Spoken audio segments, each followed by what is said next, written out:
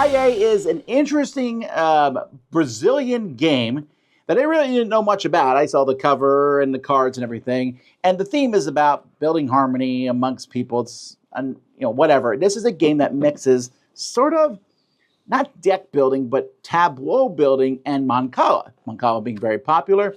Let me show you. In this game, each player is going to start with their own set of starting cards here that are going to show moons or suns. It's set up basically in this exact setup, and you have tokens underneath them. What a player is going to do on their turn is they're going to pick up a group of tokens. You can pick up any group you want and drop one off at each succeeding card. You just keep wrapping around. The last card that you land on, you'll activate all those cards. So in this case, I would get 2 moons tokens there. Next turn, I could activate this one and go 1, 2, 3, and then I would get 1 sun token here.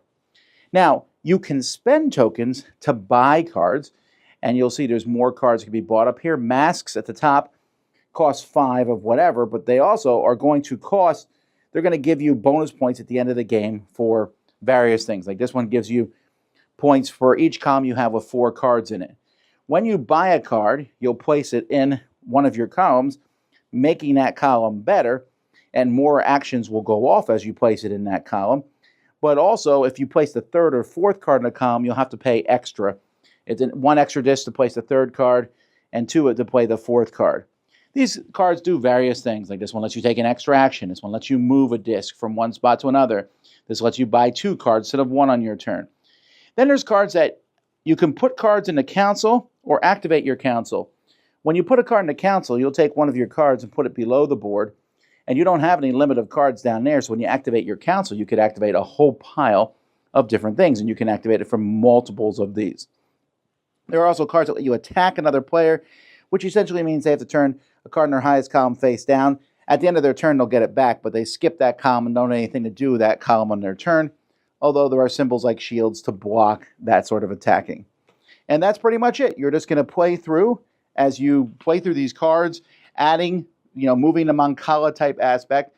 If someone gets 4 masks, it ends the game, or if someone has 18 cards in total, you will then score points. Now, as the game goes by, you're able to move cards from one column to another, and you can have fewer columns. But if you have too few columns, you'll lose points at the end. While if you have a lot of columns, you'll get more points.